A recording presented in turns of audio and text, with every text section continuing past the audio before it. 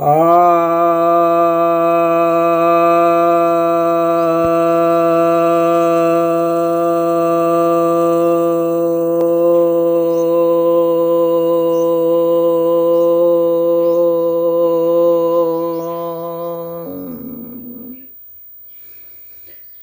भक्तजनों को सप्रेम नमन।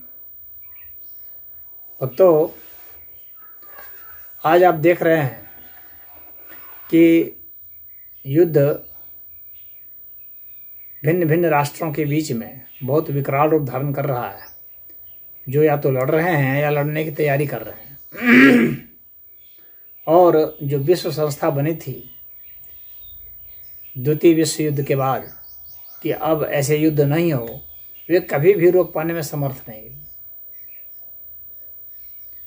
द्वितीय विश्व युद्ध के बाद भी बहुत सारे युद्ध होते रहे। ईरान इराक के भी युद्ध हुए, अमेरिका और ईरान के युद्ध हुए, अमेरिका और इराक के युद्ध हुए, सीरिया में युद्ध होते रहे, फ़लस्तीन का, लेबनान का, इज़राइल का युद्ध होता रहा, भारत पाकिस्तान के युद्ध हुए, भारत चीन के युद्ध हुए,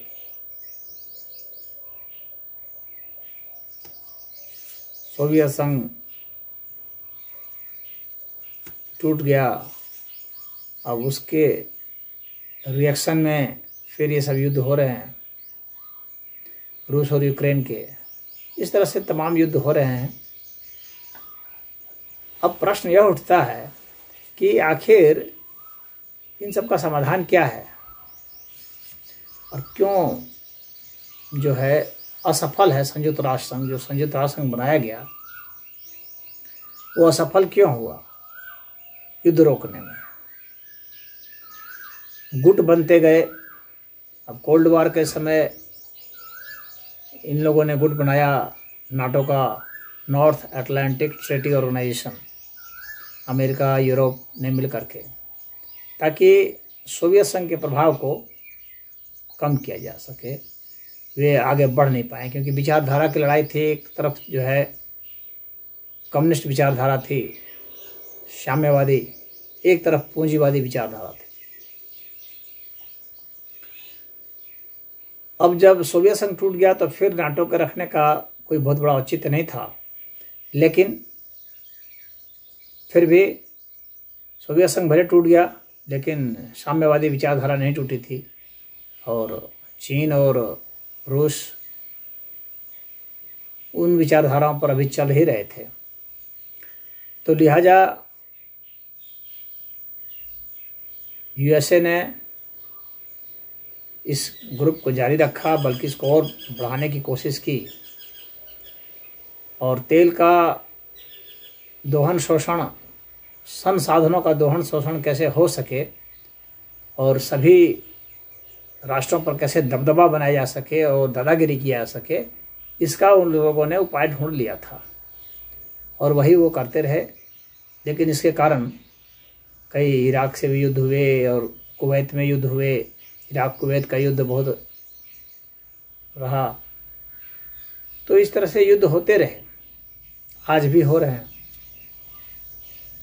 तो एक जो यक्ष प्रश्न खड़ा है कि क्यों संयुक्त राष्ट्र संघ असमर्थ हो गया, उसके पीछे बहुत बड़ा कारण देखते हैं कि जो फंडिंग है, उसका जो वित्तीय ढांचा है, वह इस तरह से बना हुआ है कि उसमें सभी लोगों का योगदान नहीं रह रहा है।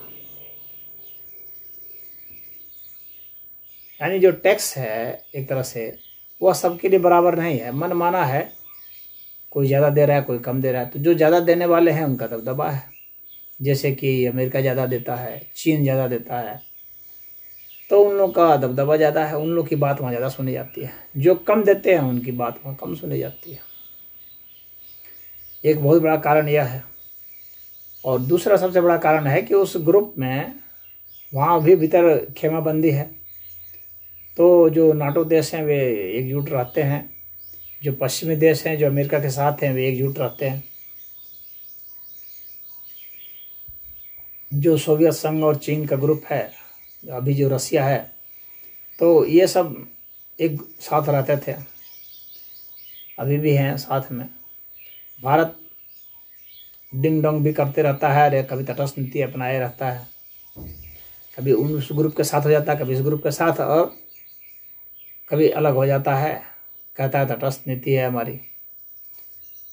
तो इस तरह से भारत जैसे और भी कुछ देश हैं जो तटस्थ नीति अपनाते हैं, जो कहीं अपने को किसी पक्ष में नहीं रखना चाहते, जहाँ ज़्यादा उनको लाभ दिखता है अपने राष्ट्रहित में वहाँ चले जाते हैं।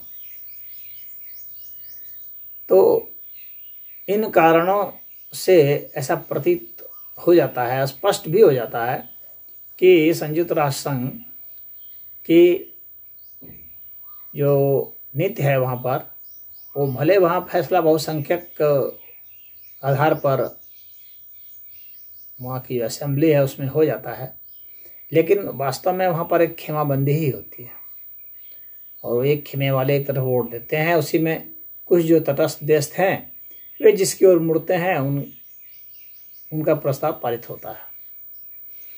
और चूंकि उसमें वीटो पावर भी रख लिया गया है, ये कोड़ में खाज भी का काम करता है, यह न्याय की संभावना को भी कम कर देता है,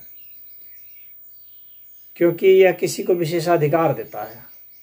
तो जो 5 राष्ट्र हैं जो अस्थायी सदस्यता उसके हैं सिक्योरिटी काउंसिल के, इनको वीटो पावर का दिया हुआ है, तो यह तो अपने आप में ज्यादती है, और यह समानता के सिद्धांत की बात नहीं करता। वही फ्रांस जो समानता के सिद्धांत की बात करता है अपने यहाँ के कॉन्स्टिट्यूशन में, वही फ्रांस वहाँ पर समानता की बात नहीं करता। वही अमेरिका जो समानता की बात करता है, लोकतंत्र की बात करता है, वहाँ लोकतंत्र की बात नहीं करता। लोकतंत्र में तो भाई बहुमत से होना चाहिए, तो वहाँ वीटो पावर की क्यों बात करते हो? और चीन तो खैर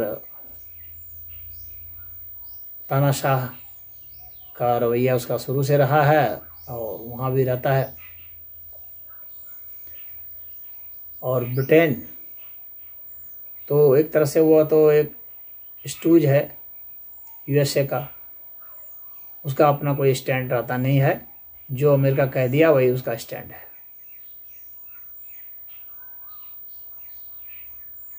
अब इसके बाद कुछ जो नॉन परमानेंट हैं उसके सदस्य 10 और, तो उन लोगों का ऐसे कोई मत नहीं रहा, कुछ समय रहे फिर गए। अब वीटो पावर है तो इसका मतलब है कि किसी भी प्रस्ताव को वो रद्द कर सकता है, अमान्य कर सकता है।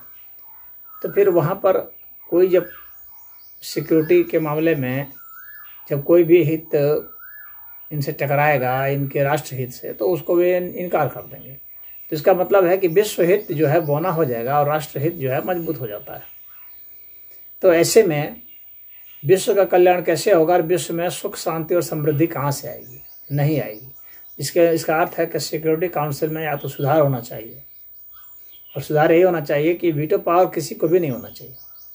भारत लगातार मांग कर रहा है कि वीटो पावर उसे मिलना चाहिए, ब्राज़ील भी मांग कर रहा है, कई मांग कर रहे हैं, ऑस्ट्रेलिया भी करते हैं, लेकिन भारत को बिल्कुल स्पष्ट करना चाहिए कि इसमें किसी को वीटो पावर न दिया जाए, बल्कि वीटो पावर रद्द कर दिया जाए, क्योंकि विशेषाधिकार का नियम की जो है वो इसको लोकतंत्र के नियम के साथ इसको लेके चलना बहुत कठिन है। लोकतंत्र के नियम से ही चला जाए, जहाँ बहुमत के आधार पर निर्णय हो जाए, वह अच्छा है।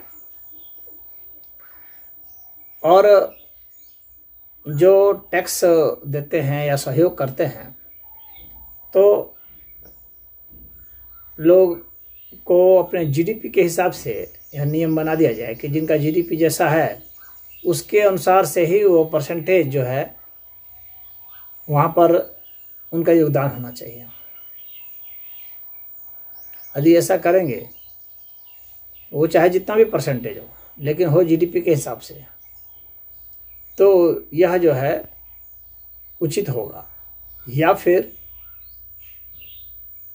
सबका बराबर हो, चाहे छोटे देश हो, चाहे बड़े देश हो, चाहे अमीर हो, चाहे गरीब हो, थोड़ा थोड़ा ही योगदान हो, लेकिन सबका हो, बराबर हो, ताकि वहाँ पर किसी को यह नहीं लगे कि हमने ज़्यादा योगदान किया है तो हमारा ज़्यादा यहाँ पर महत्व है, हमारी ज़्यादा सुनी जानी चाहिए, हमारा प्रस्ताव पारित होना चाहिए।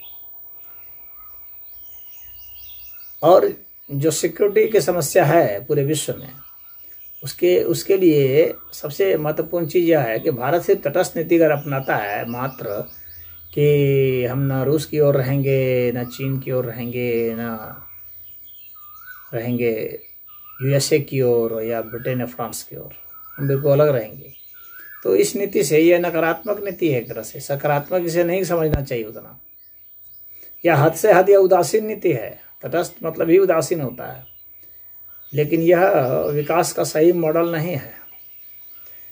पॉजिटिव रास्ता दिखलाना चाहिए जिससे कि सही जगह पर यह विश्व समुदाय जा सके और यहाँ सुरक्षा व्यवस्था बहाल हो सके, और चाहे कोई किस तरह छोटा भी राष्ट्र हो, उसकी जो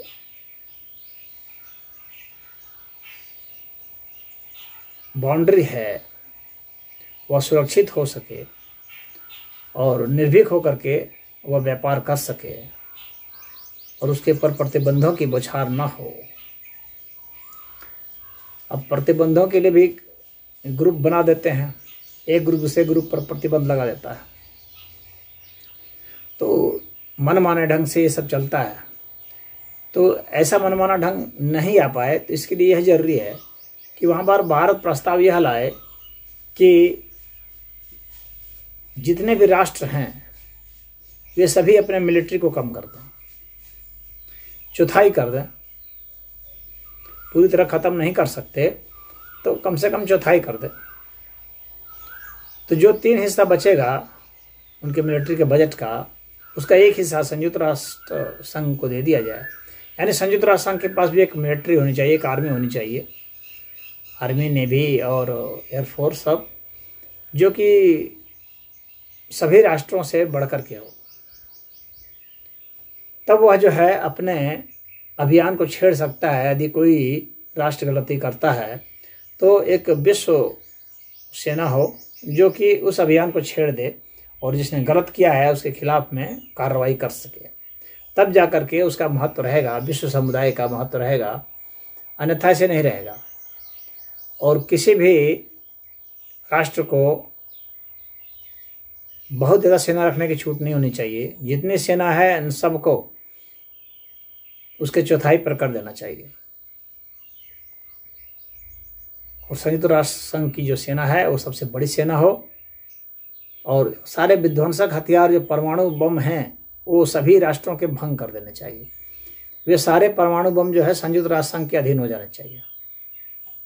किसी भी के देश के पास एक भी परमाणु बम नहीं होना चाहिए, तब विश्व सुरक्षित रहेगा।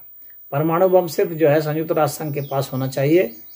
कोई देश अगर उपद्रव करता है और सभी देश मिलकर फैसला करते हैं तो फिर उसकी कुटाई हो सकती है, उसकी जो है उसके खिलाफ कार्रवाई हो सकती है, और तब वह डर से ऐसे काम नहीं करेगा। एक तो उसके पास सेना भी कम होगी, दूसरा संयुक्त राष्ट्र संघ के पास सेना ज़्यादा होगी, वहाँ डिप्लॉय किया जा सकता है। अब इसमें कुछ लोगों का यह भी सोचना है इसके नकारात्मक बात में कि जिन लोगों का वहाँ बहुमत है, जो बहुसंख्यक समुदाय है, वहाँ लॉबी करके और किसी राष्ट्र को लगातार पीटने का भी काम कर सकते हैं, उसको तोड़ने का काम कर सकते हैं, लगातार उसके खिलाफ सैन्य कार्रवाई कर सकते हैं। क्योंकि जब वहाँ बहुसंख्यक बहुमत से आधार पर फैसला होगा तो जिन लोगों का वहाँ पर ग्रुप ज़्यादा बड़ा होगा वही अपना निर्णय ले पाएंगे और वही जो है कर पाएंगे। यह एक नेगेटिव बात रहेगी और ऐसा हो सकता है, इस संभावना से इनकार नहीं किया जा सकता। परंतु यह दुर्भाग्य ही है कि हम इस तरह का एक सिक्योरिटी मेजर लें जिसमें कि इस तरह की अपेक्षा नहीं हो।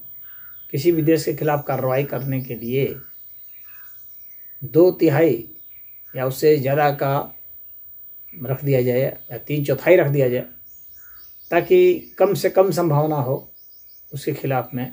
जब विश्व जो है पूरा एक मत हो जाए और बहुमत के आधार पर फैसला अन्य चीज़ों में हो सकता है, हो किसी चीज़ में, लेकिन किसी देश के खिलाफ सैन्य कार्रवाई के मामले में उसमें 3/4 मत होना चाहिए, तब जाकर के उसके खिलाफ में कार्रवाई हो सकती है। इस तरह का विधान अगर करेंगे तो हर दृष्टिकोण से यह विश्व सुरक्षित हो जाएगा। और इस विषय में आप क्या समझते हैं, और आप भी अपनी राय कमेंट में लिख सकते हैं, उसका उत्तर भी दिया जाएगा। इसमें इतना ही। ओम।